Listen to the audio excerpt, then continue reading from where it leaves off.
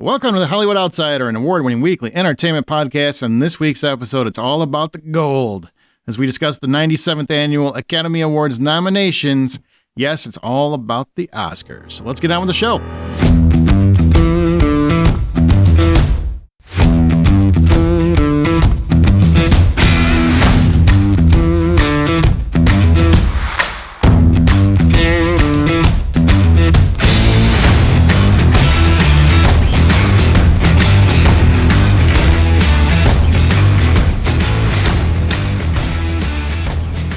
My name is Aaron Peterson. Joining me today is my fellow ho, Troy Henritz.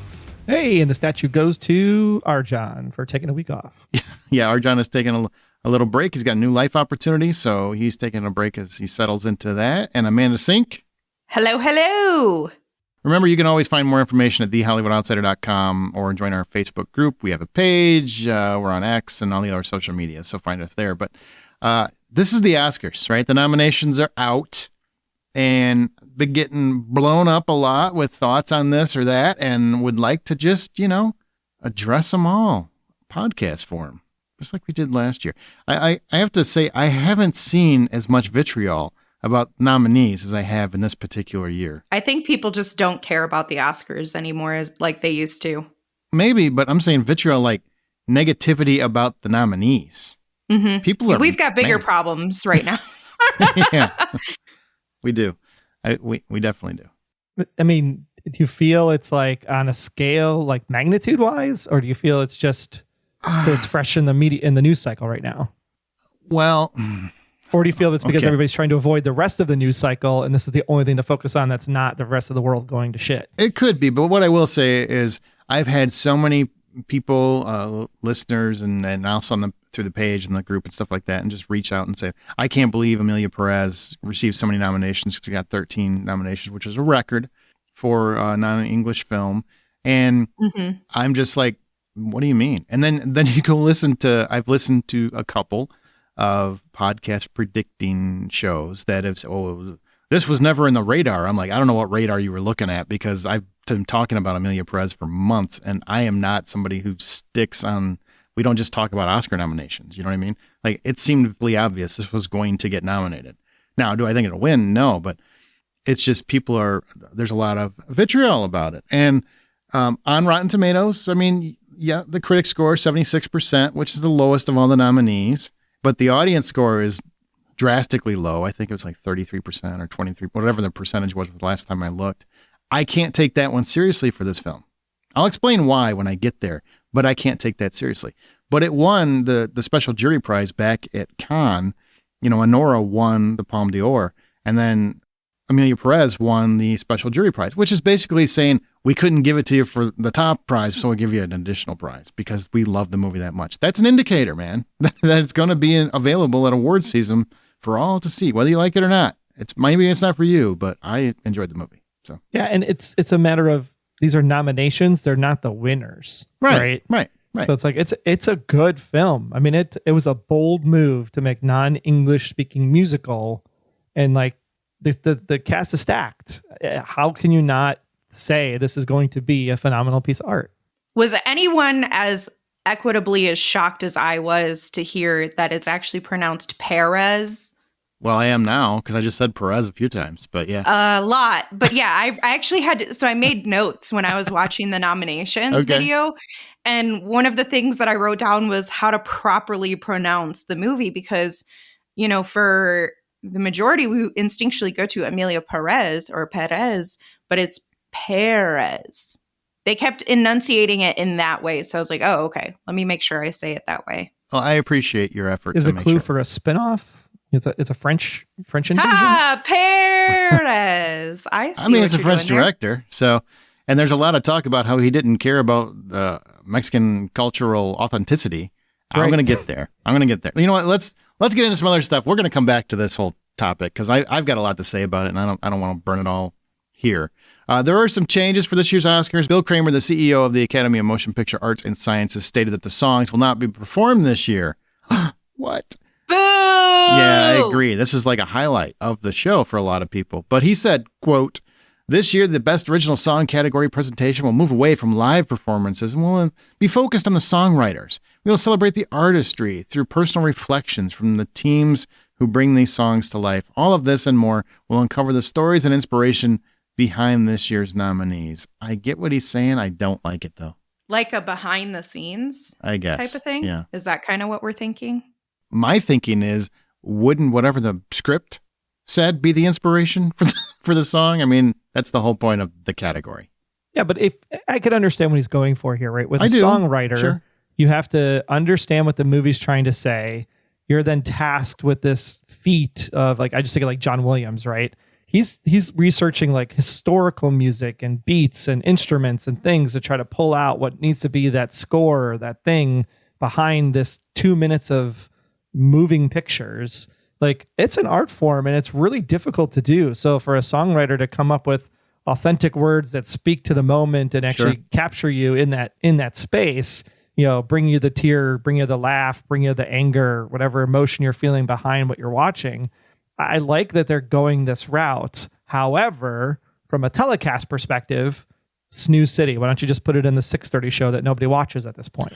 You know what's great? You literally sold me on this better than he did, and then pulled the rug out from under me right at the end. I mean, it's hard. All on board too. You're trying to get people to come back to watch the broadcast. In order to get the broadcast, the general population wants to see the people perform the songs. Now, we'll get there, but like, I'm not thrilled with any of the songs this year. Like, maybe one caught my eye as like something I'd listen to on a regular basis. But because of that, like, I don't think they're also like performance worthy songs. Like, you're not talking like, you know, an Adele or a Lady Gaga, right? Type of thing. Most of these songs are pretty middle of the road. Obviously, the Emilia Perez. I can't even say it that way. Mm-hmm. You did it. You did it right. Yeah. Now you're going to feel offended or offensive every time you say it. Yeah. Those songs are great, but they're not like, wow, like, you know, Skyfall was, or Shallows that comes to mind. Like, those are big songs, right? I'm Just Ken, for sure.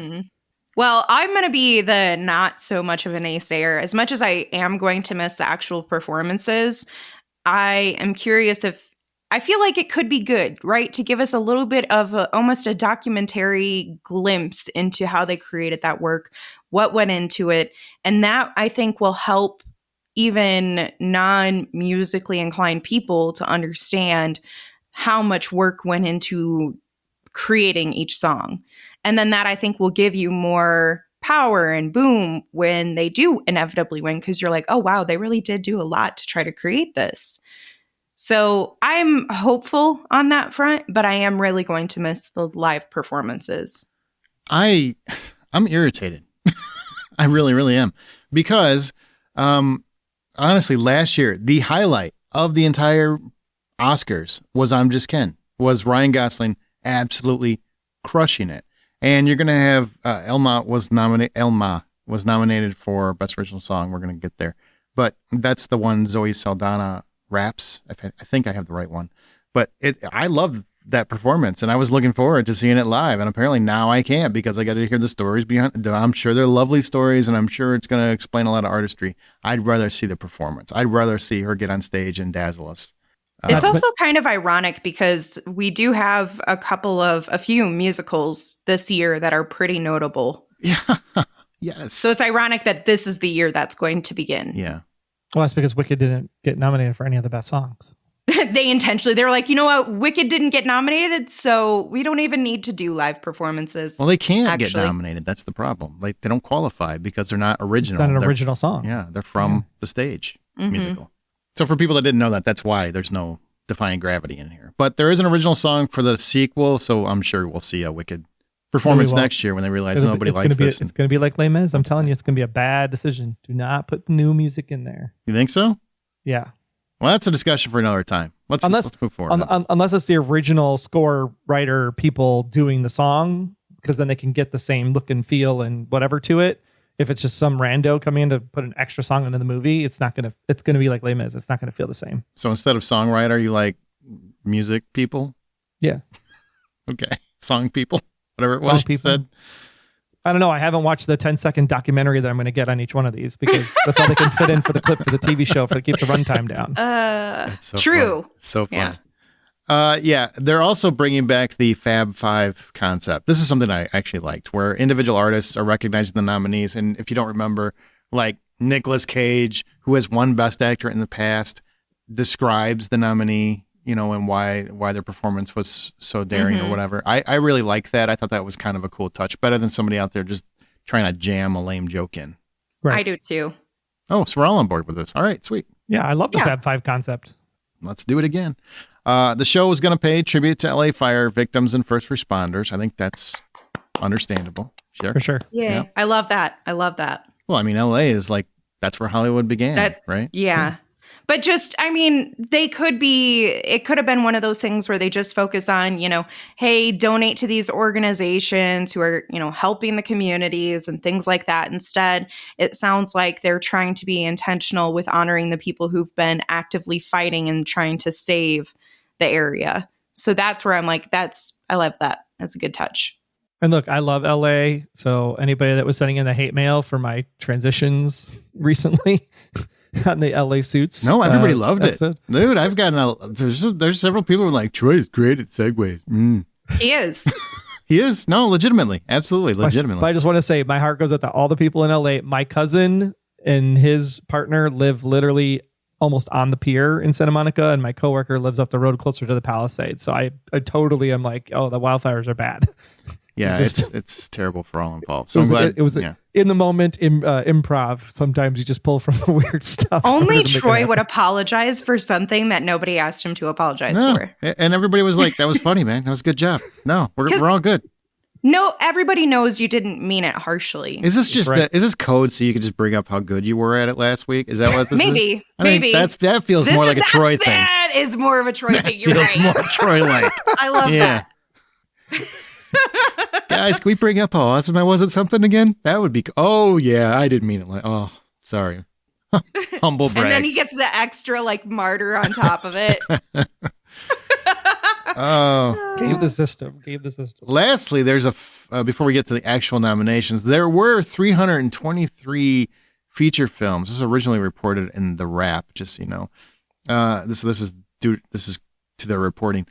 Eligible for Oscars, and a whopping 36% of them were ineligible for categories like Best Picture for various reasons, like they didn't play in theaters, and also 116 of them literally couldn't compete for these reasons, right? And some of that is due to this lack of qualification due to a lack of inclusion. And that has to do with their recent initiatives. I think it's the second year that they've done this, where they have specific rules that say you have to have a variety of components to qualify for these Oscars. And I don't think any big hitters were really removed from that. I mean, Bad Boys Ride or Die, for some reason, didn't qualify, which we know would have swept. But I guess I want to ask the question. I know it's a hard question for a bunch of white people to answer, but do you like this idea of inclusion being required to qualify for a Best Anything award? Like, shouldn't art speak for itself? And I understand the idea. The idea is to get the studios and get those behind the scenes to start working to making sure that they're representing all of the world as opposed to just certain portions. I get the reason, but is it right?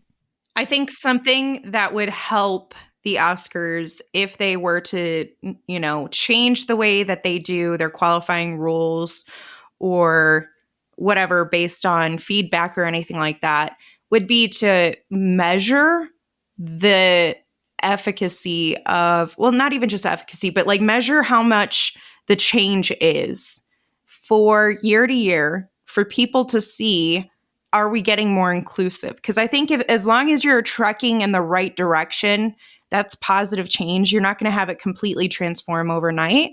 On the other hand, this does force some people who maybe aren't naturally inclusive to take a second look at that. So there's always going to be pros and cons to every rule or policy that you have in place. Sure. And drawbacks that happen. I think the goal is to address the majority of the people that follow the Oscars and care about the Oscars wanting to see more inclusion, and addressing basically its audience's requests. Okay, how can we better mirror the people who do care about these award shows, mirror the same values and morals and perspectives and standings? And the other part of it is that inherently should create more diversity in the content we get too. Sure. Yeah. And I think part of the challenge is it's a matter of looking at which categories have these attached to them, right? Because it's not the actor or the actress or the director's responsibility to make everything more inclusive. It's the studio, it's the producers, it's those types of people. So Best Picture, if you want to tack some rules on around Best Picture, I think that makes perfect sense. But tacking the rules onto other categories probably doesn't make sense, because it's not like they can really move the needle. So you're not actually getting the change you're looking for by doing that. Sure. Good discussion. I'm glad you guys had it. All right. So now we're going to go into the nominations. I just want to get these numbers right. So 323 feature films, 36% of them are eligible for certain categories like Best Picture. But then you said 116 movies couldn't even compete. Is that the same 36%? Yes. Or is that a different 116? No, that's the same 36%. I was like doing math in my head, and I was like, this doesn't make sense. Okay. Sorry. So I phrased it poorly. 323 feature films eligible. 116 of those 323 were not eligible for categories like Best Picture. Correct. I got it now. That's a big chunk, though. It's a big chunk. It's a big chunk. Still mad. Bad Boys Ride or Die doesn't qualify for Best Picture for some reason. I don't. It didn't quite pack the punch that it did before. I guess not. I'm sorry, but once Reggie starts beating the shit out of people, bam, Best Picture. Should be in the top 10 right there. Wins. All right. We're going to start with the nominees, and some of these will get more in depth in than others, and some will get more detailed than others, because we don't follow shorts as much, obviously, so I don't want to make it feel like we have a big opinion on something we don't really follow. I don't think that's fair, but we're still going to give you all the nominees. And if you want to follow along or you want a list of them, check the show notes at thehollywoodoutsiders.com, or in this post, there should be a link to those show notes where you can see all of the nominees at once. Okay. All right. Let's start with... So we can give them the nominees that they can go find anywhere else, but we can't give them the TV shows or movies. Is that what we're saying? All right. Look, in the future, we'll make sure all the titles are in the frickin' notes. Okay. God. People always want me to do more. We had a good chunk of the TV ones in there. We did. No one has any idea what you guys are talking about. This is offline conversation we've had. Give context, Troy. Some people are upset that they listened to 35 TV shows and 35 movies and couldn't remember the entire list. And sometimes we try not to put stuff in the show notes because we don't want people to just read the show notes and not listen to the podcast. So we have to. It's a delicate balance. Thank you. That's a great explanation. Yeah. But since there's a lot to this, we're not going to make you have to sit for it. Yeah. All right. It's a great card game. Not a fun activity to do when you're doing exactly. research. We're going to start with cinematography, and the nominees are The Brutalist, Dune Part 2, Emilia Perez. How do you say it? You got it. Okay. Perez. Maria, and Nosferatu. So, of that category, what is your pick? I'm going to tell you right off the top of my bat, since we'll kind of go with whoever reads them gets to give their pick first. I'll say Nosferatu. I just think the cinematography in that film is phenomenal. I do not think it's a phenomenal film. Sorry, guys that love it. It's a good film, but the cinematography was off the charts. It impressed the hell out of me how they worked with shadows and color motifs and palettes and whatnot. I just thought it was a beautifully shot film. Yeah, I mean, that's a core of a gothic horror film. Yes. That's rooted in Dracula, right? So if we didn't have that, if they didn't make the cinematography category, it'd probably be a bit disappointing for all of us. For sure. Yeah, and I'm with Aaron. Like, I would have picked Nosferatu out of this list as well, just because of that same exact thing. You're trying to create scenery and light and shadow and emotion and just the visualness of it all.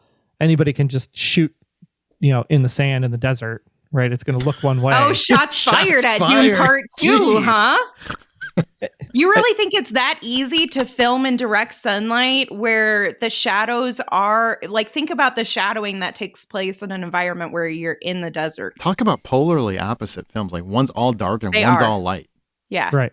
I can see people wanting Dune or thinking Dune Part 2 has stronger capability of winning in this category because of its effects. But we have to remember this is cinematography, not effects. So don't mix those two up. So I root for Nosferatu as well. Okay. Well, I would also say if your director's not nominated, your cinematographer can't be. All right. Moving on. That's another shot fire. Those are two different things, though. The director, but they go hand in hand. They go hand in hand, sir. They are tied together. They're partners, but the director is setting up the shot. The cinematographer is still doing the white balance and which filters do I use and the camera colors and all of that stuff. So you could actually have a good cinematographer and have a really bad director. You could. Sure. I think he's saying you shouldn't. Yeah. You shouldn't, but you could. And that's why you could have something nominated for cinematography and not best director. You can. I just don't think, because the director of Nosferatu is not nominated for best director. I don't know. You know what? I had a point. You ruined my point. I don't want to talk to you anymore. I just want to move on to the next category, which is visual effects. And Troy, why don't you take this nomination? Yeah, I'm actually really surprised to see Alien Romulus was in this one. Better Man, Dune Part 2, Kingdom of the Planet of the Apes, and of course, Wicked for visual effects. For me, this one's hard because I think the visual effects in Dune Part 2 were pretty phenomenal. Mm-hmm. Although you cannot beat how good the apes look in Kingdom of the Planet of the Apes. I mean, it literally feels like you're watching human actors. They're so good in what they do there. And then, of course, the effects in Wicked are just fantastic on how they created everything and the visuals and the stylization. And so this one's up for grabs. But like, I would give it to Kingdom of the Planet of the Apes over Dune personally. You think that ape man looks better than the Robbie Williams ape man? By far. Sorry. That movie has taken a pounding, by the way. Pounding. And it's, by all accounts, a great movie. Just didn't do well at all anywhere. Amanda, what about you for visual effects? You got a favorite? I mean, I'm in the same boat as Troy where I can see it going to either Dune Part 2 or Planet of the Apes. I know because of how poppy the movie is, some people might be inclined to go for Wicked. I don't think it's the strongest. And I personally would probably go with Planet of the Apes, but it's very close for me. Dune Part 2 was such a great film, and its effects were a very critical part of that. I'm Kingdom of the Planet of the Apes all the way. I think they do such a masterful job in those films, not just that one, but all of them. And just making you believe that these are real apes running around talking, fighting, everything else. And that's just impressive to me because I know it's not real. It's not real, right? I don't think it's real. No. Not yet. I was going to say one day. Not yet. We'll do it to ourselves. All right, Amanda, sound. So, sound, which remember the Academy changed some years ago. Sound mixing, sound design are now in one department. So we have A Complete Unknown. We have Dune Part 2, Amelia Perez, Wicked, and The Wild Robot. This one's tough. I personally am going to lean towards Dune Part 2. Yeah, you love that, right? Which is crazy because I did not like the first one. That part's not so crazy to me. Fair. What are you guys going for, though? This one's tough for me. I'm okay. I'll be honest. This was a surprise to me. I'm going Wild Robot. Such a good movie. Thought about this particular category quite a bit, and there's a lot going on in every moment. Not that there's not in Wicked and Amelia Perez. That's a good point. And Dune Part 2 as well. Complete Unknown. I think this would be more in the score category for me personally. But the Wild Robot, though, yes. There's a lot happening. There's a lot playing into it, and I just think it's masterfully done. And whenever you have animation, you also have this collection of additional ancillary characters that are complementing whatever else is happening in the film. And I think it just does a wonderful job with that. So, yeah, A Complete Unknown is a complete unknown to me. Didn't see it. Don't care to see it. Maybe I'll see it someday. I don't know. But Amelia Perez, that one is just like a standard musical. Seems like anything you'd see anywhere else from a musical perspective. So there's nothing like standing out to be completely awesome. So between like Dune Part 2 and Wild Robot, this one's hard because I agree. In Wild Robot, there's so much detail of the forest, from like the butterflies that flap and the grass that blows and the fox, and there's just great point. The migration when it happens. It's just, there's so much in there that you can hear the details of all of that. Do I think it'll win? Because this is interesting to me to see an animated one fall in here. So I think Dune Part 2 is going to get it, but I'd be very happy if Wild Robot did. You made the same point I did. You just said it better. Both of you have convinced me, though, that Wild Robot does have a very strong hold. That movie was so good. That's brilliant. Really, really was brilliant. I can't wait to get to the animated category, honestly. I can't. There'll be some fights there. There might be. Sure. There might be. Production design. And just so you know, when it comes to fighting, just like in the movies, the editor wins. All right. So production design. The nominees are The Brutalist, Conclave, Dune Part 2, Nosferatu, and Wicked. This is where I am going to say Wicked wins. I think Wicked 100%. Unless I'm mistaken, I know I heard this. I just have a hard time believing it. But they basically planted a lot of those flowers individually, the way I understood it. Right? Is that correct? Yep. Correct. That production design, I think it took me to a world I didn't want to believe in and didn't realize how much of it was actually part of the actual production design. I thought so much of it was green screen, and a lot of it was real, and it just did a wonderful, wonderful job. I could see Dune Part 2 winning this, and I would be okay with it, but my personal choice would be Wicked. Concur, 100%. That's a clean sweep. Oh, well, that was easy. I mean, Conclave has some interesting things behind it for this particular category that I could understand, like just being in a place what we never get to see, right? Because we never see the conclave, we never see behind those closed doors, and when that happens, because it doesn't happen that often when there's a transition of a pope, right? So that kind of like to see like creating something that no one has ever seen and making it believable, I think is a difficult task. So I could see Conclave maybe sneaking something out here, but it's going to be hard to go up against Wicked, which I thought was like green screen on certain locations that already existed. No, they built that whole damn thing. And I was like, that's impressive as hell. It is. Yeah, it is. And I will tell you, I'm not going to do it for all of the categories, but for Best Picture, all the nominees in the show notes that people definitely want, I will have a description of the top 10 nominees there so that if you don't know what those movies are, you at least know what they're about there. I just want to say, because I meant to say it earlier and did not say it. How nice of you. Yeah. Maybe send me a card. Thank you card or something. Aaron at thehollywoodoutsiders.com or patreon.com/The Hollywood Outsider. That's patreon.com. Wow. Because we know the best cards include money inside of them. That's true. Everybody knows that. Mostly so then Aaron isn't paying shit out of his pocket. All right. I think it's your turn, Troy.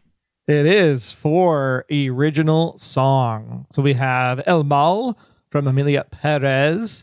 And we have The Journey from the 688, Like a Bird from Sing Sing, which I almost saw this week and I still didn't get to the theater. So mad about that. Mi Camino from Emilia Perez, and Never Too Late from Elton John's Never Too Late. I've listened to these songs numerous times. And the one I keep going back to, even though I have not seen the movie, the one that I find myself toe tapping to, getting behind, feeling kind of emotional about it, is Like a Bird from Sing Sing. That's a good choice. It's a great song. Yeah. And it's nothing against El Mal or Mi Camino. They're both really great, but they also sound very similar to me. So it's like having two of the same movie in the same category, I think always splits the vote. So that's why something like a Bird could come up on top. Oh, look at you. You're looking at I'm going for the win. Full blown win. I agree on Sing Sing. I think it's a great song. I want to see El Mal performed because I think Zoe Saldana did a wonderful job. See, Amanda, I'm even pronouncing her name correctly now. Good job. I'm actually really proud of you. I often forget it's ya, not na. But she I think she did a masterful job in that movie with that, especially with the performance, and I would love to see it live. But Like a Bird, I'm telling you, Sing Sing is a very underrated movie. It's just it's underseen, it's underappreciated. That's a great song. I'm with you. Like a Bird. Let's go for it. That's a clean sweep. I love that for Sing Sing. Aw. All right, so moving into original score, we have The Brutalist, Daniel Blumberg, Conclave, Volker Bertelmann, Emilia Perez, Clement Ducol and Camille, Wicked, John Powell and Stephen Schwartz, and The Wild Robot, Chris Bowers. She read that like she was actually on stage. She did. You're welcome. Thank you. I appreciate that. Even though I struggled with a couple of them. The Oscar goes to Amanda? I think I'm going to go Wicked. It's tough, though, because I can see Emilia Perez and Wicked being up there together. That's tough. I have a hard time because I don't understand how Wicked is in here for original score. Oh, that's true. They still have to create the film score was the film score was new. But it's still adapted from something. You're getting when you hear the score of the music behind Wicked the movie. True, you have a starting point. You're hearing like bits and notes and drops of the other songs along the way, right? It's not like it wasn't anything from scratch. There was always a foundation to build off of. So I have a hard time with that one. So they're cheaters. Okay. They're not cheaters. I just sometimes the Academy gets a little squirrely on some of these things, from those rules that they said that they had. For me, The Wild Robot, though, I think that was the best. I'm surprised The Wild Robot didn't get an original song, to be honest. I am too. Me too. I am too. Because I think those two songs on the soundtrack, the first two, was it I Fly? I forget what that there's one in the ending credit song. That one I listened to quite a bit. It's just so moving. So it surprises me that it's not up for original song. So I'm going to give it the original score. Quick clarification question. Are you guys voting for who you want to win or who you think will win? Both. That's the same thing. I'm having the conversation. No, it's not. I think I'm elaborating enough to what I think will win versus as well as what I want, what I would prefer to win. I'm picking what I think will win at this point. But I will tell you, It changes up until, how these go, right? Like Demi Moore's the front runner now. She might be an afterthought by the time you get to that ceremony. It's so far away. It happens. It does happen. Kiss the Sky, is that the song you were thinking of? Kiss the Sky, that's it, yeah. Okay. I think Wild Robot should win. I do not think it will. I think this is probably the one place where Wicked is going to win. Because I think it's one of the few spots where for its music, they can give something to them. Mm-hmm. So that's where I think they're going to win. But I agree with you, Aaron. I think if we had our dealer's choice, it would be Wild Robot. And I'll be honest, in this particular category, I'm going to throw back to Troy because he mentioned this movie before. Many people were talking about it. And I will say, I think Flow should have been nominated in this category, and it should have swept easy. They should have taken that award. Because the whole movie is the score. The whole movie is based on the score. There's zero dialogue. It's all, as well as sound. I think the sound is magnificent. But the score keeps you invested in many respects. Not that the animation doesn't, but it's a big factor to that movie. And how it's not in that category just shows that the Academy sometimes doesn't know what the hell they're doing. Mic drop, boom. That's because it was an international film. We don't recognize the international community. But we're all about diversity and inclusion, Troy. Yes. I know. Yeah, and that it shouldn't matter where it's from. It's wonderful music, It's too bad. That's the way it should be. But I agree with you. I think that's part of it. It's because this is what we know. These are Hollywood folks that did this, whatever. So makeup and hairstyling, I think we're on, right? And so the nominees are A Different Man, which is a really hard movie to watch, by the way, not in a bad way. It's a very deep, sad movie. Emilia Perez, Nosferatu, The Substance, and Wicked. And here's what I'm going to tell you. I think this is probably going to go to The Substance, and only because there is a lot of makeup and hairstyling involved. They do a lot to make, especially in the latter half of The Substance, just going wild with effects. But why is it going to beat Nosferatu, who I think had a great design, etc., is just that you don't see a lot of Nosferatu love in the categories here. And The Substance is up for Best Picture. So that's my deciding factor. I think Nosferatu actually probably deserves it more because I can't stand the last makeup effect at the end of The Substance. I hate it. I do not like it. the movie could have been amazing if it wasn't for that last 10 minutes. And that makeup is a big portion as to why I don't like it. So facts. Yeah. Okay. Thank you. Oof. Mm-hmm. But I think it'll win. I told you the last 10, 15 minutes of that movie is dumb. It does not live up to the rest of the movie. 100%. That movie is amazing, and it doesn't take away from Demi Moore. When we get there. But man, no, it does not. The movie was just short of amazing. I have a hard time with this one because I can see the Academy giving it to Wicked, and not to say that they're not deserving, but I personally lean more towards Nosferatu because how you make that look has to resemble something familiar, create something partially new, but also be able to adapt to the type of lighting and cinematography that they're trying to work with. Mm-hmm. And that makes it very intentional and difficult to get exactly what they want down. So that's who I would personally go for. But I think that they're going to give it to Wicked. But I also can equally see The Substance getting it as well. Well, I mean, the whole thing about Wicked is the toss. So it's hairstyling 100% of the way. You're so funny. That is hilarious. And there's literally an entire Elphaba's song. green the whole movie too. I mean, there's that. Both the small Elphaba and the adult Elphaba green, mm-hmm. and the baby Elphaba was green too. Mm-hmm. And I think when you have a song in there that literally teaches you how to do your hair, then it means that this has to win. I mean, that's a good argument. Yeah. Her makeup and hair is how she got popular. There's actual. Are we just going to keep doing this? Is that what we're going to do?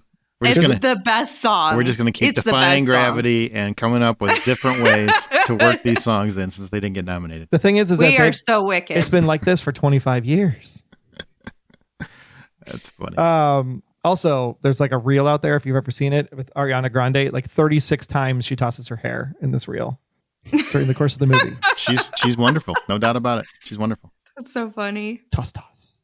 I think we're to you for costume design, and I get costume design, and I think this is going to be an interesting one because we have a wide variety of time eras between A Complete Unknown, mm-hmm. Conclave, mm-hmm. Gladiator 2. Nosferatu, and Wicked. And honestly, I have a really hard time with this one, but I really like the Conclave for this one because... Why? Because they can't... they're just priests. Yeah, but... and popes and things like that. They can pick that up at a local church. But your local party city before they close down. But at the same time, the number of those cardinals, the number of the bishops, the amount of those that have to be exactly the same look, feel, style, so that it looks uniform. Sure. That's a tough feat. So to be able to pull that off, and especially with the colorization of it all, I think it just makes it pop when you see that movie. It was different. It was new compared to the other stuff to me. Yeah, I'm gonna probably lean into Wicked on this one. I think. Honestly, this is the only one that really has a fantastical element of sorts. I mean, Nosferatu a little bit, but it's more period piece based. And Gladiator 2 is period piece based. Complete Unknown, I guess it's kind of period based at this point. But Wicked is fantastical. It's recreating a world we kind of know from The Wizard of Oz, as well as making it its own, putting its own stamp on it. And I think it does it wonderfully. I think this is an easy win for Wicked. Agreed. That is one of the best features that helps make everything pop and come to life. The production design and the costume design really help elevate it to the next level. And Ariana Grande's character doesn't work without her extreme, beautiful, impressive, and out there costumes and her wardrobe as a whole. I mean, that's a whole section, right? Mm-hmm. Of her entire space. So I feel like it's not only deserves to go to Wicked, but that it will go to Wicked. Okay. All right. Well, that's going to take us into our international feature film. We've got from Brazil, I'm Still Here. From Denmark, The Girl with the Needle. From France, Amelia Perez. From Germany, The Seed of the Sacred Fig. And from Latvia, Flow. I'm going to go with that one just for Troy. Aw. Oh. Yeah. Well, I haven't seen it yet, but he raved about it. $6. Do it this afternoon. It's worth it. It really is worth it. Yeah. I realize you can't see everything though. I get it. For me, this is honestly Amelia. this is very easy. The winner, I think, is going to be Amelia Perez. I think it's funny to see that coming from France, by the way. I mean, France is the country that it comes from. But Flow should win, personally. I think Flow is a better film. I just think Troy convinced me to watch it, and I am just amazed by it. I don't think it's better than Wild Robot, though, but I think it's the better of these best of these films. What I think is that it got 13 nominations. It has little chance of winning Best Picture, so I think it's going to win International Feature Film. If it's gotten this many nominations, this feels like an easy win for it. Yep, I'm in the same camp as Aaron. Unfortunately, sometimes we've known each other for a long time like we have. We kind of get the same kind of spin on things, so there's not a lot of chance for dialogue or back and forth. But when it comes to International Feature Film, this is usually the Best Picture runner-up. Yep, that's true. Yeah, exactly. And it has a couple familiar actors in it, which does help. Hollywood. That helps a lot. Yep. Mm-hmm. Yep. And I'm coming back to that movie soon. So it's not like I haven't forgotten what I said at the beginning, and that I have some thoughts. Okay. So, film editing. Anora, The Brutalist, Conclave, Amelia Perez, and Wicked. Again, look, I will tackle the Anora right off the bat. I think this is a very overrated film. I know that's just... Yup. You can't say that. No, you can. I will. Preach the truth, it's Aaron. Absolutely true. I think Mickey Madison does a wonderful job. Like, she deserves that Best Actress. She's great. She's also the whole movie. Like, there's nothing special about it. It's Pretty Woman if it were real. That's what it is. It's just her performance is worthy of an Oscar nomination. The movie is not. I just can't give anything to it. And the rest of them, all well-deserving, but Wicked. I'm sorry. It's a category film editing. I'm not going to say a 3.5-hour movie should win Best Editing. Sorry, Brutalist. It's too long. It is just too freaking long. Wicked should win. Wicked, to me, was just masterfully shot, and how they transition and move the camera and it flows. And I'm just pissed that John Chu doesn't get a Best Director nomination. There you go. See, I am torn between the two musicals. Fair enough. Because it is a lot to cut a musical. It is. Yeah. Because like film editing, like you were saying, the play was 2.5 hours. We made it 2 hours and 40 minutes by extending the songs a little bit longer and making some dramatic pauses a little bit longer. But never boring. Like, it was not boring. Never boring. But like, could it have been trimmed a little bit? Sure. Probably. Amelia Perez with the sequences and the dancing and the movement and everything, and just the number of people on screen at the same time to get that all the time out perfectly, I think does a better cuts and clips and back and forth. That if I had to pick between the two musicals, I would pick Amelia for editing. Wow. Okay. Interesting. I think despite how overrated Anora is, I can see it being, because it's already in the conversation cycles as being a lead for this category. But I think if Anora doesn't get it, which it shouldn't, then it would go to Amelia Perez. So, but some of the things I've been reading about is The Brutalist is taken ahead in this category as well. Mm-hmm. So we'll see how it turns out. I'm sorry, but I am... Look, I admire the director. He's fought to make his movie. I think that's just a beautiful thing that deserves and warrants recognition. Brady Corbett, the director of Brutalist. Adrian Brody, grossly overrated. I'll just say it right now. Sorry, he's the same guy in every movie. He's the same. He gives the same performance in Predators. Okay, it's the same guy in every freaking movie. Whatever. I'm not a fan of his performance, and I know that's taboo to say. All right, so shorts. I want to just ramble through them real quick because we do not have a particular stake in it, and I don't want to give you the illusion that we do. So I'm just going to go through. Animated short film nominees are Beautiful Men, In the Shadow of Cypress, Magic Candies, Wander to Wonder, and Yuck. Anybody have anything to say or add to that? Or I want to watch Magic Candies. Why that? See what happens. I have no idea. I know. I want to see what it's about. Okay.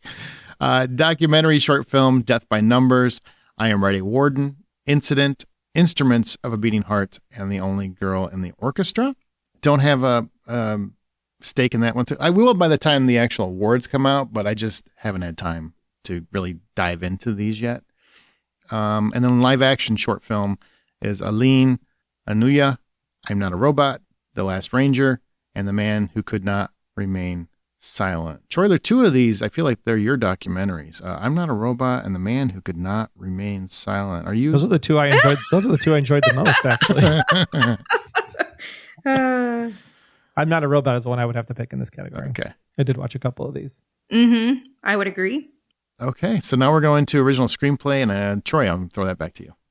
Right. And this is why Wicked is not in here, because it's not original. It is adaptive. Yep. Which also didn't make the adaptive category, which foreshadowing. Spoiler alert.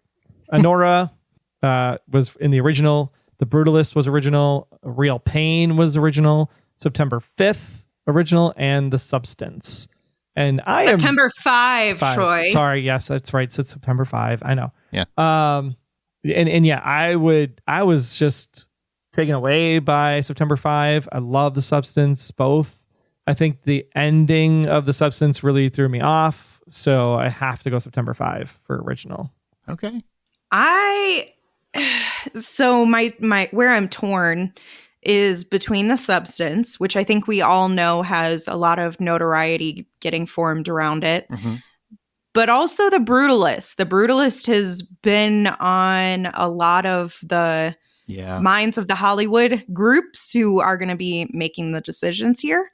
So I can really see The Brutalist coming out and pulling a surprise win. But if it doesn't, then I think it'll go to The Substance. And The Substance is, I would still say, where I think it needs to go. I could see that because they don't know where to give it an award. So like, wow, screenplay, something like that. Yeah. And they do that a lot. It's like, we want to recognize and honor this movie.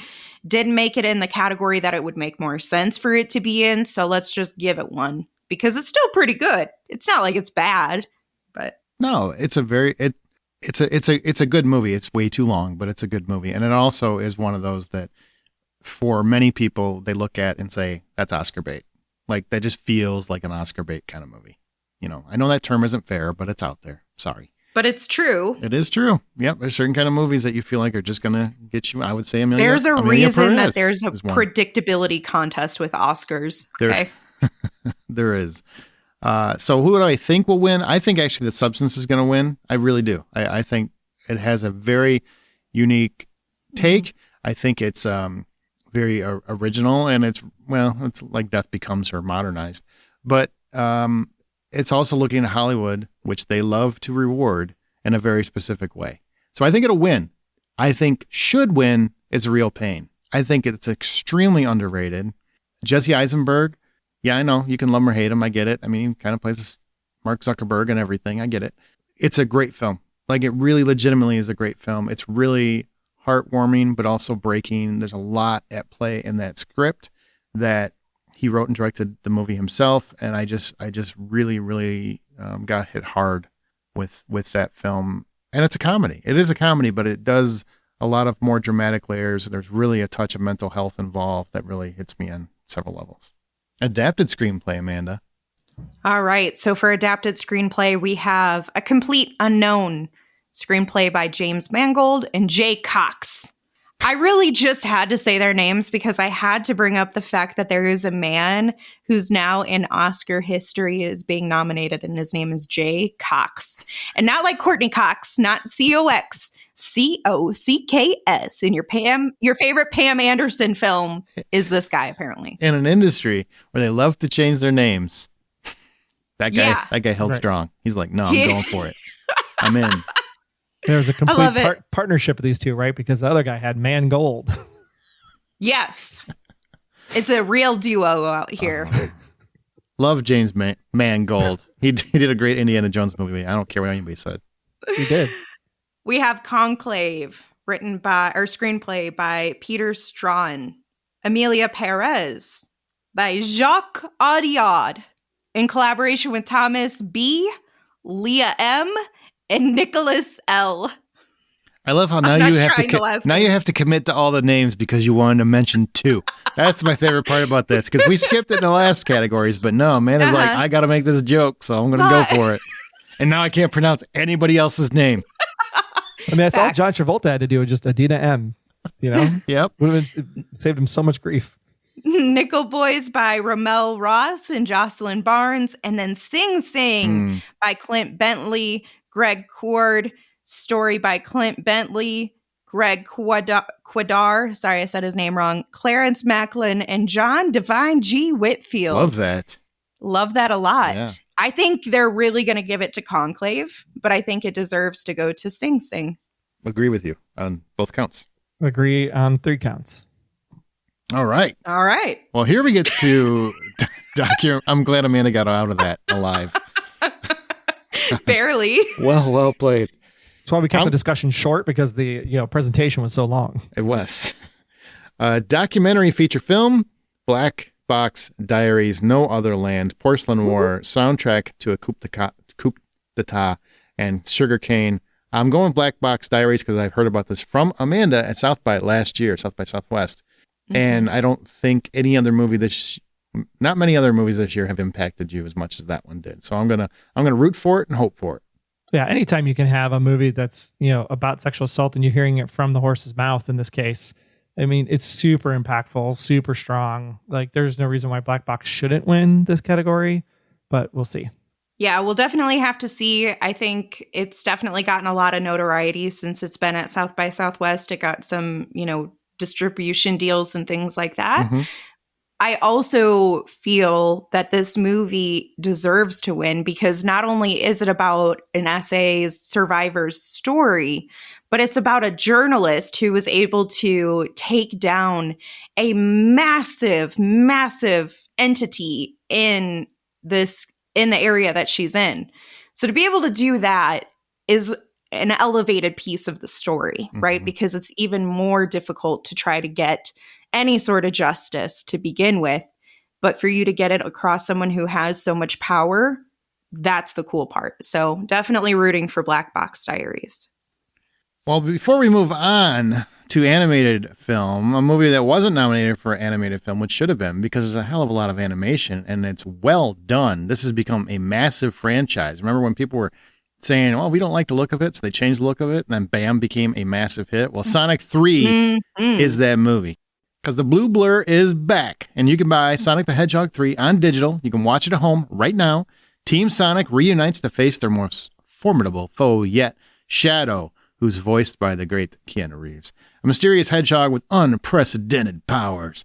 Critics agree that Sonic 3 is bigger, bolder, and better than ever. So you can get over 50 minutes of fun-filled featurettes, deleted scenes, and more when you buy Sonic the Hedgehog 3 at participating retailers. It's rated PG from Paramount Pictures. And I would say of the 3 of them, this is the most popular and the most well-received, which is saying a lot since, I mean, you get twice the Jim Carrey in this movie. Wink, wink. Twice the fun. Twice the fun. Jim Carrey and Keanu Reeves. You don't have to say much more to sell me. Exactly. Troy, why don't you take this? This is your favorite category. Yeah, because it's got all of my fun ones in here this year. So it's going to be interesting to see where it lands because we have the animated features Flow, one of the best things I saw last year. Inside Out 2, which was a monster hit. Mm-hmm. Memoir of a Snail. Wallace and Gromit returned again for A Vengeance Most Foul. And Wild Robots. Wow. Honestly, like, the story of the Wild Robot is so good, but it's also adapted from a book. So it's not like it was something brand spanking new. Inside Out 2, there was Inside Out 1 before it. Flow is completely computer generated. And it has parts of the movie that literally look like it is a photograph in your brain of the place that you went to, of this mountainous lake. And it's just magical in how they can do it. And then they layer on this like PlayStation 3 graphics in the characters to get them to stand out from the background. And you think it looks kind of janky, but it doesn't, because it gives you that contrast from how wonderful the world looks. The water sequences are just unbelievably done because you actually feel like the flow of the water and the current, which is hard to do in a 2D space. So because of that, I'd have to give it to Flow just because I was whisked away somewhere that is definitely in Earth, but in a completely fantastical way. I definitely don't think that Inside Out 2 is going to get this one. Memoir of a Snail and Wallace and Gromit, I think, great films that they got nominated and everything. I don't think that they're in the lead. I think you're going to be really looking between Flow and The Wild Robot. Flow, I do really love, even though I haven't seen this film yet, I love how much emphasis they put on making the eyes really sweet and attentive. Mm-hmm. Out of everything, I feel like that helps draw in and makes the creatures more humanistic to us and more emotional and relatable. I still think The Wild Robot has a really, really good shot. That was an insanely well done film, very emotionally impactful and fun and in a lot of ways. And the effects were great. So I think that has a really good shot. And if it doesn't, I think it'll go to Flow. Yeah, I think Flow is going to win because it's gaining more popularity as it goes, especially with voters. Wild Robot would be my choice, but I'm not mad if Flow wins. And I think it will. Also, be careful about those eyes on Flow, Amanda, when you see it. The birds. Watch out for the birds. It's really so well done, man. I'm serious. I can't rave about it enough. And you know what's funny is, this category, I have seen 4 of the 5. I haven't seen Wallace and Gromit. So I've seen 4 of the 5. I don't think I normally see 2 animated movies in a year. Yeah, that is shocking. In a decade. Yeah, it's just just a year. But it's just not normally a category I really get into. I don't watch many animated movies. And all of the 4 that I've seen deserve to be here. They were great films. They really were. Even Inside Out 2. I know it's a blockbuster by many accounts. It told a great story and it did it wonderfully. So don't shortchange it. And look, we talked about it a while ago, I think on the awards show, right? The 7 minutes in film last year that was the scariest 7 minutes that I watched with Jesse Plemons. Mm-hmm. There's a part in Flow that could almost rival that 7 minutes on how you just witness what happens and just go wow, I'm scared shitless in this moment. About what's Did you just happen. give us a delayed honorable mention? I cannot stand you sometimes. You sure did. No, I mean, you talking about the cuteness in the eyes and stuff. Yeah. It's there's parts of this movie and Flow that make you go whoa, back up a minute. Love that. Aaron knows what scene I'm talking about. Absolutely. There's seriously there is a scene that made me think more on what it meant than just about anything else this past year. Which is saying a lot for an animated movie for me. Because usually I'm pretty. Look, talking animal. And this is making you going holy shit, I got to re-examine my life now. It was deep. It was very, very deep. Yeah, it was very. And no dialogue again. No dialogue. None.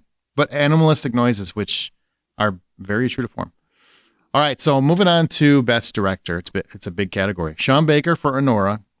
Brady Corbet for The Brutalist. James Mangold. I'm going to call him from now on. Or Mangold.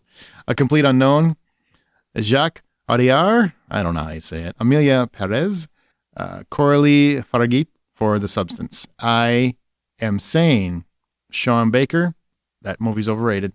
James Mangold, I just don't think a biopic is that special, even if he did a great job. Amelia Perez is who I think should win because of all the effort and work that went into making that thing click. But I think Brady Corbet will win for The Brutalist to give them recognition for his long-standing attempt to get it made. The Brady Corbet choice is the Academy, safe bet. Feels like it. Yep. Yeah. Yep. Agree. Well, Coralie could win too. I mean, The Substance is a very fascinating film and how they put that all together. Dude, I'll be honest. In specifically for that one, I can't remember a movie because it's 2 hours and 20 minutes, which on paper is long as shit for a horror movie, right?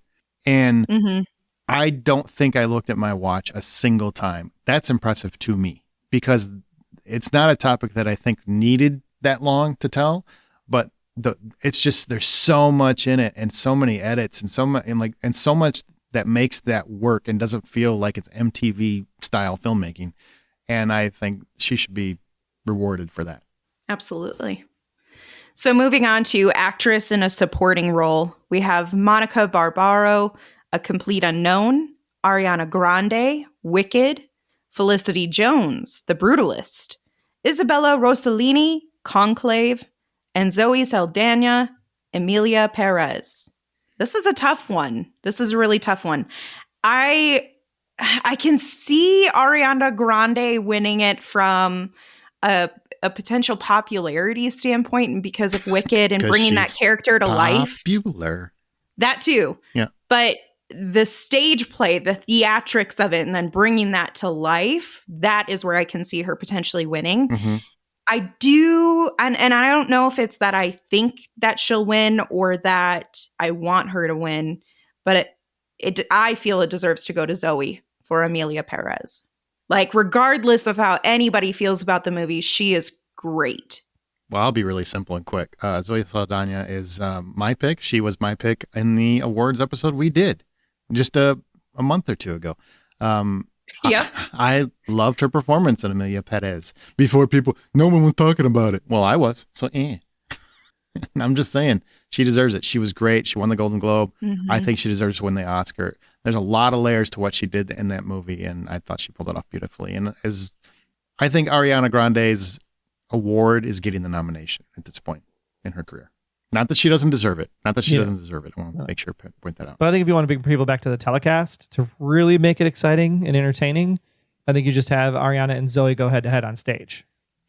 Like physically fighting? WWE Raw! Yeah, like Netflix has been doing lately. And it's sponsored by Netflix? Why not? I don't think they should have a sing-off, man, because while Zoe can carry a tune, she's not Ariana Grande. Not at all. Not even close. Not at all. Not even close. But they could literally just stand up there, do a 10-second documentary on the toss or something. I don't know. But it would just be... You love the toss. Mm-hmm. Anything to like put these two together to see like who really could outact the other one, because I really can't pick between the two. Like Ariana Grande's... I was never like an Ariana Grande fan. Like, she's like, oh yeah, she's cute. She's a singer, blah, blah, blah. They all get their popularity. Like, she slays in Wicked. I agree. But Zoe... You really did love her in that, yeah. I did. But Zoe is like the quintessential Oscar actress pick. Right. She's really good. From the standpoint of being able to recognize her work where she's doing this in Spanish and you've got a French director, things like that really also helps stand out the diversity element, which is a qualifier in some categories, right? So they'll probably also be thinking through that lens. Yes. And I know some people are going to say, well, because I know The Brutalist and Emilia Perez were kind of in some sort of controversy for having AI impacted performances to some degree. I'm sorry. I watched the movies. Zoe deserves it, period. I don't have anything more to say about that. She deserves it. Yeah, I don't care what happens in the background. You're watching the individual performance. Yep. If you want to throw shade like that for Best Picture or something, sure, fine. But like, this is about the individual, not about the entire movie. Exactly. People just, they want whatever they like to win, so they're looking for things to pull it apart. You know what I mean? All right, after actresses come the actors, and we have a good crew here in the supporting role. We have Yura Borisov for Anora. We have Kieran Culkin in A Real Pain. Edward Norton in A Complete Unknown. Guy Pearce in The Brutalist. And Jeremy Strong in The Apprentice. Honestly, like, Guy and Edward, to me, are probably the two frontrunners. I'd probably give it to Guy just because The Brutalist has got more momentum. It's true, it does. Yeah. I'm saying Kieran Culkin all the way. I'm telling you. Agree. That movie is good, and I think he's going to surprise people. I think it's going to be one of those things where things continue to spiral upward for him, and he's going to pull it out. And it's the fact that it was such a surprising performance. Not that he's not good, but just the level of it. I think he's going to take the Oscar. I really do. It's kind of like this for me. Mikey Madison, I keep calling her Mickey, and it's not Mickey, it's Mikey Madison. I apologize when I said it wrong earlier. I'm sure somebody's throwing something. But she does a similar thing in Anora, where at the very end, there's a specific, her very last seconds on film are so impactful and just say so much about the character, right? Like, that's where we get the full identity of that character. And Kieran Culkin does that in A Real Pain very similarly. Like, there are the final seconds of his performance say everything about everything that came before it. And it just is such a revelation in terms of his performance that I don't see it going any other way. Okay. Well, speaking of, I'm going to segue to the actress in a leading role. And this is a hard one for people. This is going to be a hard predictor, I think, even though I know there's a front run right now. So Cynthia Erivo for Wicked, Carla Sofia Garzón for Emilia Perez. It should be noted, the first transgender woman to be nominated. Mikey Madison for Anora, Demi Moore for The Substance, and Fernanda Torres for I'm Still Here, who is the first, or the second Brazilian ever nominated for Best Actress. Oh, yeah. The first being her mother. That's such a cool story. Who's actually in this film. I love that you shared that because I hadn't seen that through like news articles or anything yet, but that's such a really interesting way for that to work out. That's so cool. If that nugget is not in the description during the telecast, then we just have to fire the entire telecast. I agree. 100%. 100%. I still think Demi Moore deserves this, right? I think she crushes it in this role. I don't think there's a loser here, though.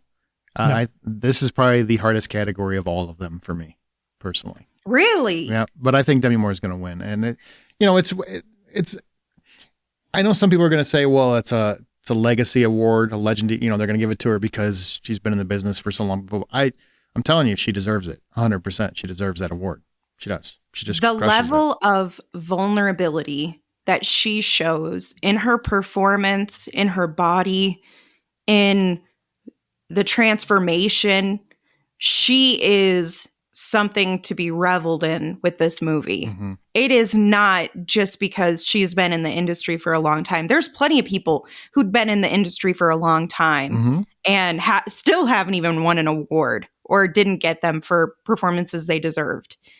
I think Demi deserves it, and I'm hopeful and believe that the Academy is going to recognize that this is not only a standout performance for her, but a standout performance for the entire year. I did not see anyone get to that level and balance that she did.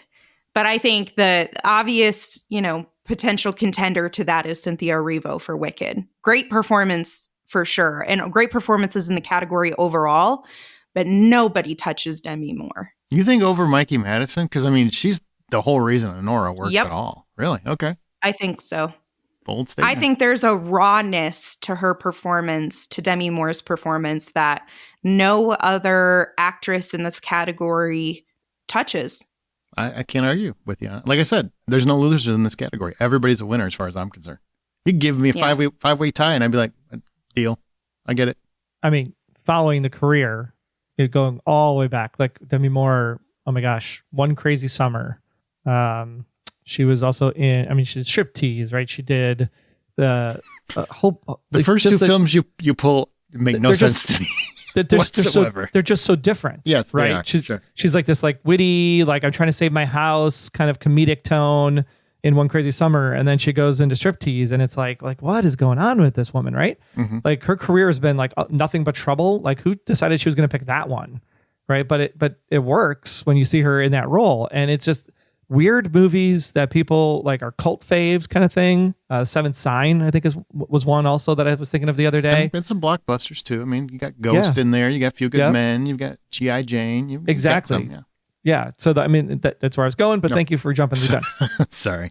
But yeah, the spectrum of Demi and what she can do to see that all culminate in this performance in The Substance, I think is just why she has to win the award. Cynthia was great. Amazing.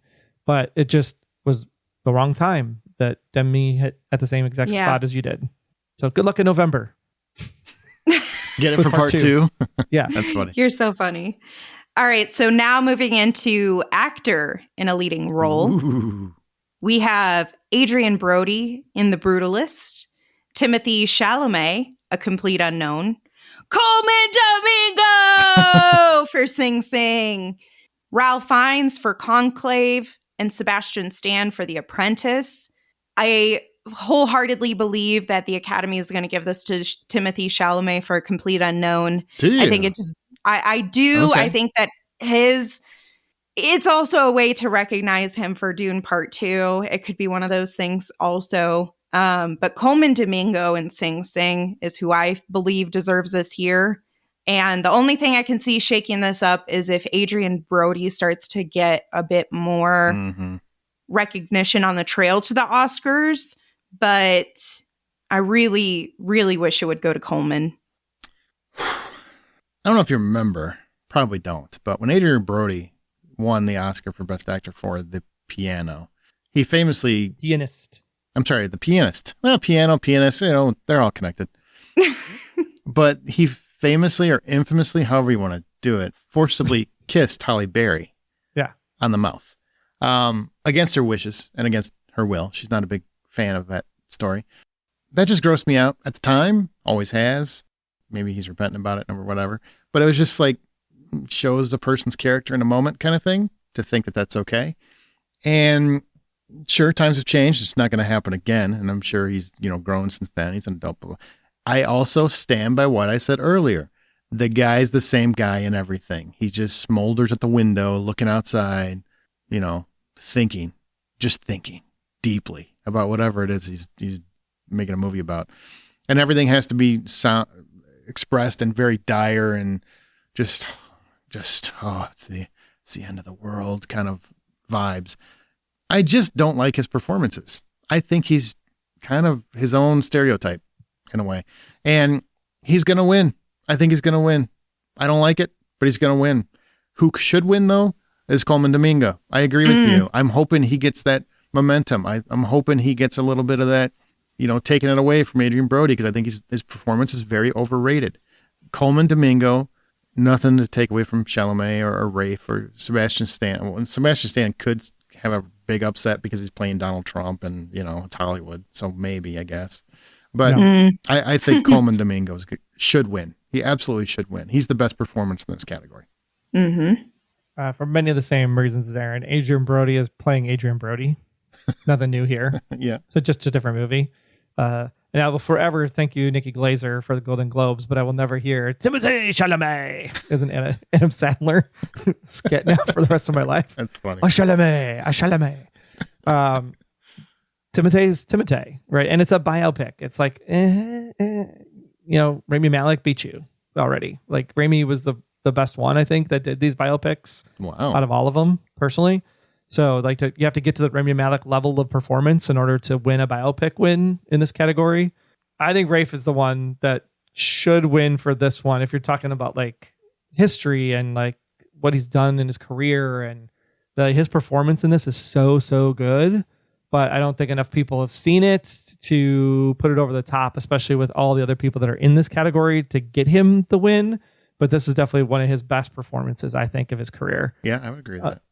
Colman, though, like just from the trailer, because I still yet to see the movie, but just from the trailer alone, I was like, Colman Domingo could do no wrong, and I hope wins because of it. You would love the movie. You would. I know. I've been trying to see it.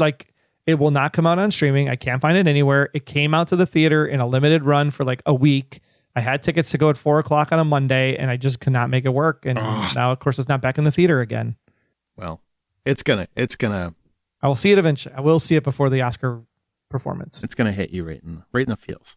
I'm sure it will. Okay, I'm gonna do the final category here because I've got some thoughts as we go down this list. Okay, so this is for Best Picture. Oh wait. I'm sorry.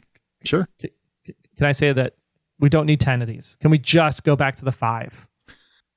Do you know that every year I'm going to make this argument until they go back to we went to the Fab 5. This should have been the Fab 5 of the year are boom, boom, boom, boom. There's no reason for 10 Best Pictures. We understand why they did it. You got your time in the sun. Now let's go back to these are the real people that are going to win. And right? I believe just to piss you off this year, they changed it so that there's not, it used to be like you had 100% and then it was like the top X percentage. Now it has to be 10 films. Yeah. Yeah. They changed that just for you, Troy, just to make sure there's 10 every freaking year. I saw it. I was like, really? It's totally a ratings grab is all it is they want to have a nice diverse collection of titles so that more people will tune in and see if theirs will get where half of these don't even have a chance. Look, you're going to cut out my 5 songs to save time on the telecast, but you're going to show me 10 Rotten Tomatoes descriptions. Yep. Why? Yep. Why? Well, here are the nominees. Okay. Best Picture. Anora. Again, overrated. just overrated. The Brutalist, overlong. Complete Unknown. No, he's not. It's Bob Dylan. Everybody knows who he is. Conclave. Yes. Deserves. Are you doing yes for deserves to be here kind of thing? Is that what you're doing? Yeah. The 5. The Brutalist, Conclave, 2 of the 5. Okay. Dune Part 2. No. I feel like this is the we need. People are gonna be mad we don't have Denis Villeneuve in here. So yeah, it's a box office nomination. Emilia Perez. Yes. Mm-hmm. I'm Still Here. No. I do think it should be here. Nickel Boys. I think a lot of people haven't seen it. It's a good film. It's surprising to be in Best Picture, though. That's kind of came out of nowhere. The Substance? Definitely deserves. And Wicked. Definitely deserves. Definitely. Now, I want to come back and make a couple comments. So, most of these, I mean, everything is here, and I understand why all of these are here. I get it, right? I think there's a few that just don't have a chance. It's just probably too, Nickel Boys. I think A Complete Unknown shouldn't be here. I definitely think Anora shouldn't be here. But, there's a lot of raving about it. It won the Palme d'Or. It could definitely surprise. What I want to say is in regards to Emilia Perez. I said I'd come back to it. So 13 nominations, right? I don't think it'll win that many. It'll be one of those films. But a lot of people say it doesn't deserve to be here, or like no one was talking about this in a positive sense before, blah, blah, blah, blah. I've heard, like I said, I listened to a couple podcast predictors, and they were not on that it should even be in here. And then when it came out, they're like, well, I don't understand. This came out of nowhere. None of that is true. It won a special jury prize again at Cannes. It's been in the conversation the whole frickin' year. If you didn't know that, you weren't paying attention to the conversation, or you're listening to the wrong people. I don't know what the situation is with your specific perspective, but it's always been in there. Now, you brought it up a long time ago. I did. Months ago. And when it won at Cannes, because I said like, well, this is definitely going to be an Oscar contender because it was getting so much hype about it. That and Anora, both. And they're here. Look at that magic. But several points were brought up. I'm going to touch on each one of them. I'm not going to just ignore them. Okay. So one was that, well, the audience score is terrible because it's like 23 or 33%, whatever it was the last time I looked. And it's 76% critics. So people hated it. No, I won't accept that on this film. You know why? Because it's a transgender topic, and I believe in review bombing. Look at The Acolyte. Look at a bunch of stuff. Anything that some people look at and scream the word woke, it automatically gets trashed. I am not taking that for perspective. Plus, I saw it, and it's a good film. I don't care if you didn't like it. That's your prerogative. I'm not judging you on that. But I've heard a lot of people say it's trash that have never seen it. So I can't take that opinion seriously if you haven't actually seen the film. If you've seen it, I'll take your perspective. You're welcome to it, and I respect it. 2, it's a topic that Hollywood champions in a year when that particular topic was under attack constantly. It was always going to be in the conversation. Hollywood loves to be the champion for certain inclusion situations and topics. It happens. And it was doing something bold and innovative. Whether you liked it or not does not matter. Now, there's some argument about, well, it didn't respect Mexican authenticity. My wife's Hispanic. She loves the movie. So I don't understand why that has to be a major factor in a film that has rapping and songs about a cartel leader who transitions to a woman. This is not a movie that's based in authentic Mexican stereotypes.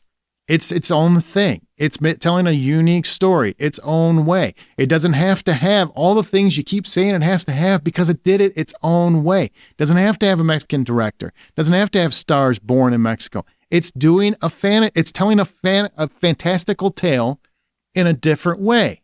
It's actually doing it in an appealing way. Like it's telling a topic that's been told in very similar fashion in many stories multiple times, and it's doing it in a completely different way to reach different people. And I think it succeeds in that in many respects. I get sick of this argument because while I know it's not everybody, there's a certain percentage that just hate the fact that this particular movie with this particular topic got nominated for so many Oscars.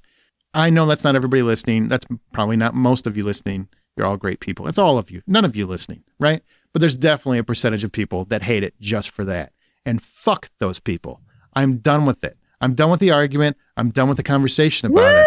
The movie earned it. Let it stand on its own. And if it doesn't win, it doesn't win. Sorry. Continue. Back to you guys. I don't think we have anything that we can say to follow up to that, to be honest. That's pretty all-encompassing. I'm probably going to lose some listeners, by the way. Agreed. Do we just say that, period? No. What do you think will win? I think that matters too. I don't think it'll win Best Picture. I think it's probably going to be The Brutalist, honestly, because it's the Academy. I think Amelia's going to win. You do? I do. Because of those reasons, you think? I think the reasons you called out, and it, like, in addition to it being a great film, you have those other key factors where it's like the timing of this could not be more impeccable on top of it being great all around, right? Yes. I mean, look, it's not my favorite movie of the year. It's not. I wouldn't put it as Best Picture. I would honestly probably take Wicked or Substance for that winner of these listed. But it's a good film. It's a very good film, and it's bold. It's innovative. I have no problem if it were to win. I don't think it deserves to win of these nominees, but it could, and I would be okay with it. Be fine. Personally, I would go Wicked. Personally, I think all around. Personally, I would. All around great film. Personally, I would too. I think it did something that surprised the hell out of me. It made me care. Look, I think Wicked is a great movie, and it exceeded expectations from what I was even thinking this could potentially do. It deserves to be a Best Picture. The problem is the Academy looks at certain things a certain way, and things like The Brutalist and Conclave fit the Academy mold. And we have Wicked, which was a book. It was a musical on Broadway, and now it's a movie. It's not like it's like, wow, this is something super, super awesome. You know, I mean, even me being a Lord of the Rings fan, I think obviously Return of the King, where it is absolutely a fantastic movie and everybody should see the entire trilogy, but definitely Return of the King.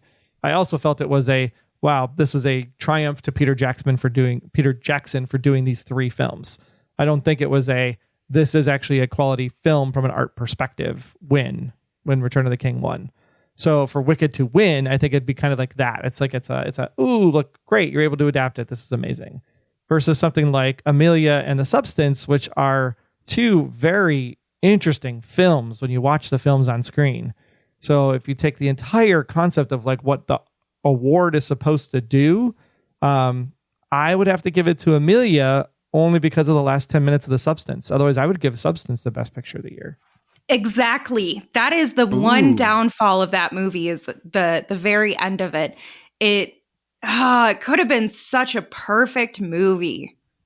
That sucks to think about. If it wasn't for the last 10 minutes, I would be championing it right now. That 10 minutes kills it for me though. Like it really does. Like, and I talked about it before, but why did they have to go that route? Like, I don't want to spoil it for anyone that hasn't seen it, because a lot of these movies people haven't seen. They're going to go back and see. And I hope you're right, though, because we haven't had a horror movie nominated that won since probably Silence of the Lambs, I think.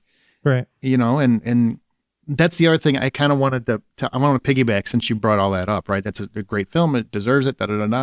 It pisses me off that there isn't more recognition of genre titles across the board. Like, I get it. You're the Oscars. You're special. You know,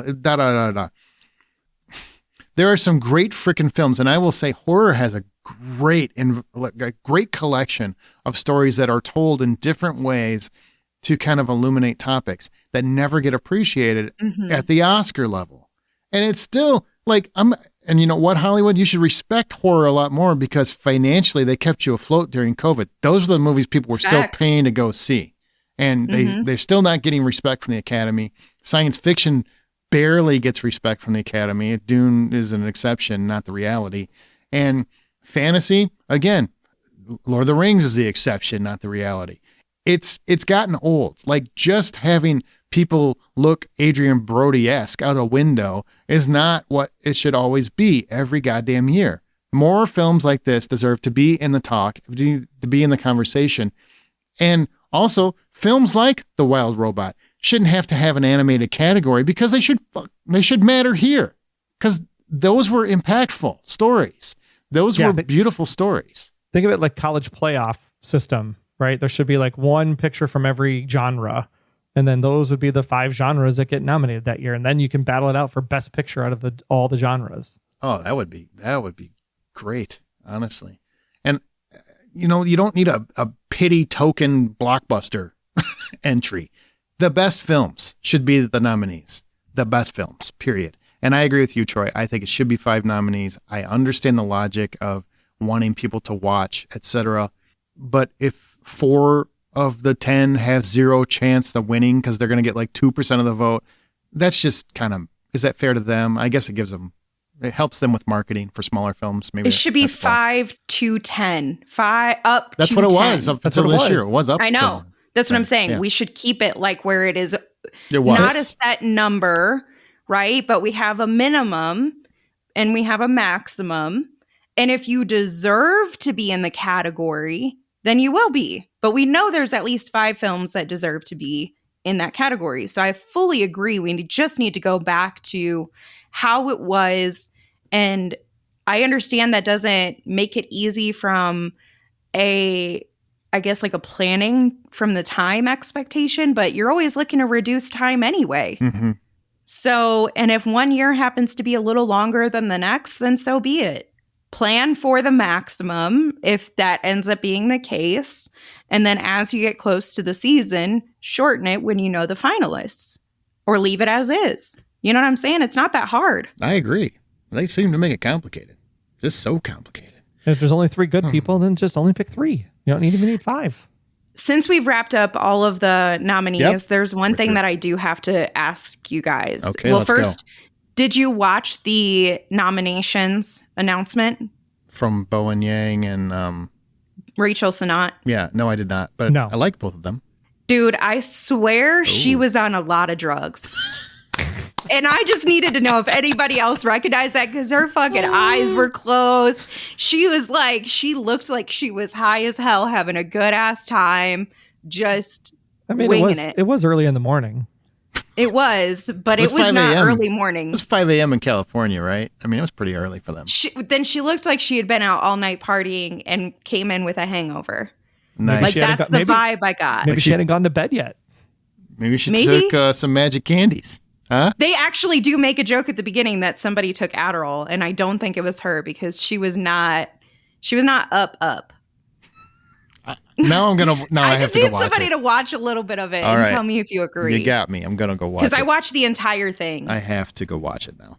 Yeah, that's amazing. No, I didn't. But I love when we cover these, and I'm sorry if I got too impassioned earlier, but I've been hit. Don't apologize. Okay, all right. We all have feelings, and we're allowed to express them. Okay, well, and you're a critic. That's right. We're critics around here. That's true. And you know what? Just go watch the movies. And I don't feel like I was doing many favors to Conclave. Conclave is good. Conclave is very good. It is a very good film, and there is a chance it could surprise. It's very intense, and it's amazing how they make that story intense.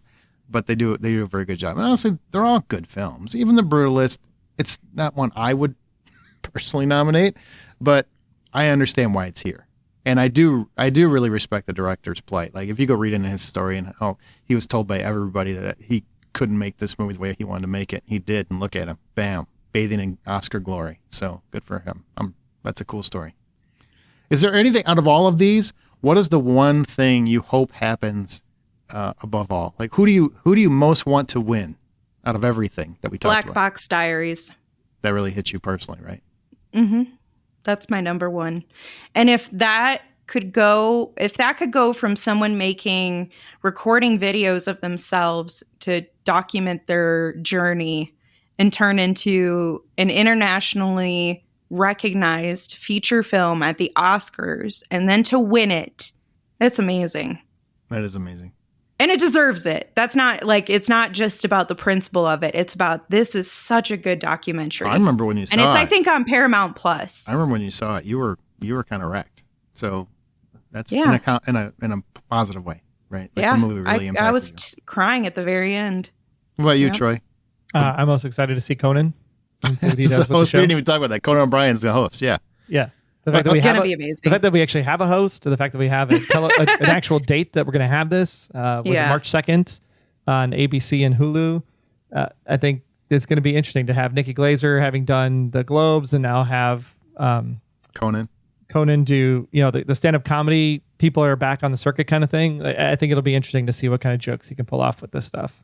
Is there anybody above or any title above all you want to win any of the awards? I mean, I want Wicked to win it all because Wicked was fantastic. But I mean, Amelia deserves a lot for what it brought to the table. I think Conclave was a fantastic watch. I hope The Brutalist goes in a hole and never comes out because I'm just so tired of the Academy picking the same freaking crap all the time. I get that. I think that's a fair argument. I do. And I'm really disappointed that we don't see more of Wild Robot and Flow in some of these other categories because I think from a director standpoint, like Flow should have gotten a director nod. Like that's hard to do. Oh, one thing that I glazed on it, I glazered over it. Sorry, you said Nikki Glazer. Now it's in my head. I apologize. I apologize for that. That's so bad. John Chu not being a best director for one of the best directed films of the year blows my mind. And it felt like what I told somebody else. It feels like a hate crime against blockbuster filmmaking because there's so much that goes into everything there. And for him not to get recognized was a travesty. If you're going to champion Denis Villeneuve, you better be in the same boat for John Chu because he directed his ass off for that movie to make that come to life. He sure did. He sure did. All right. Good luck in November, buddy. And Coleman. Let's root for Coleman. Yeah, I'm all for Domingo. Coleman.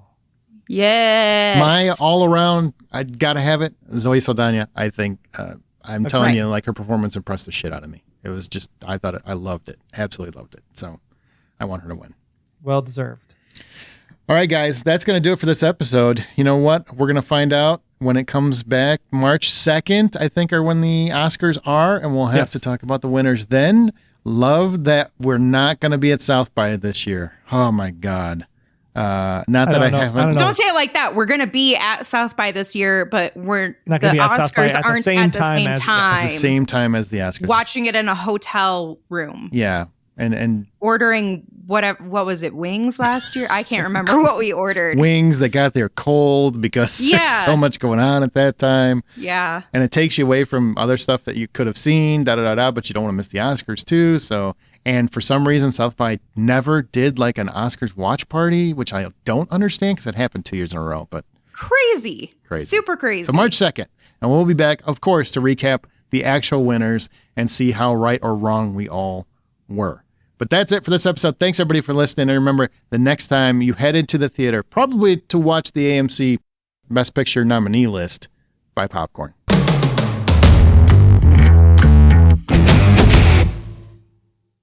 Or stream them on your Plex server.